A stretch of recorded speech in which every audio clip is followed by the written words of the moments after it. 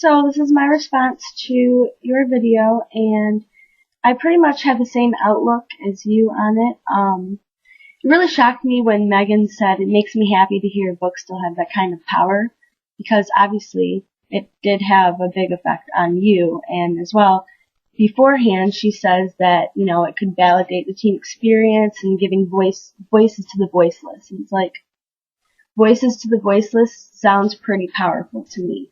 That helps comfort them, help them manage emotional turbulence, like she said. And it just shocked me that she thought that books didn't have that much power, because if they didn't, then obviously we wouldn't be trying to ban and challenge so many books. And also in the article, Megan states that focusing on ideas that are inappropriate to some extent, involving drugs, violence, sex or sexual abuse, things along those lines. She says it creates the idea in people's heads. And like you said, it's always going to be prevalent in the real world, so you might as well introduce it in a way that's not so hands-on, because maybe they can learn about it before they're put in a situation like that, and that can definitely help outside of the classroom and inside of the classroom. Another good thought that came out of this was, she said kids are used to violent video games and TVs and movies, but obviously we aren't banning those. Yes, we have restrictions on age of when you can watch it, but that doesn't stop them from watching it. And banning and challenging books, it does prevent them from being able to read these books and help them out with entertainment even, but mainly books like this with such harsh topics are more to help support others. So, and then in Sherman's Why Best Kids books are written in blood, I found this very interesting because I agreed with everything he had to say. He made a lot of good points. I found it interesting that he said he wrote it as a way to speak to his younger self.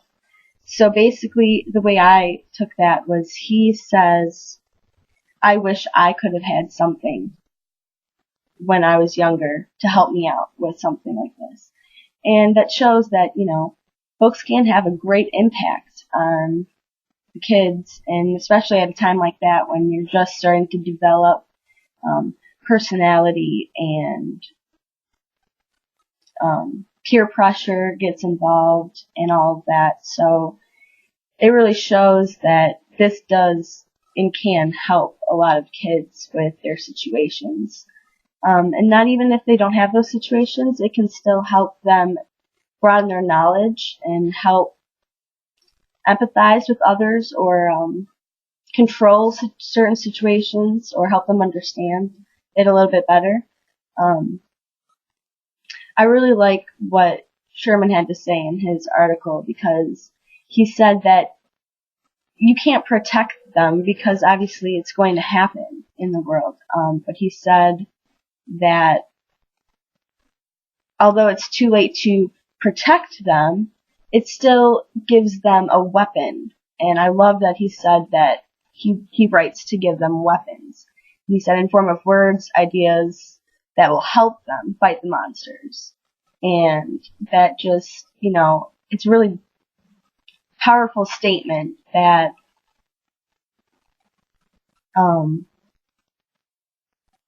that could help them.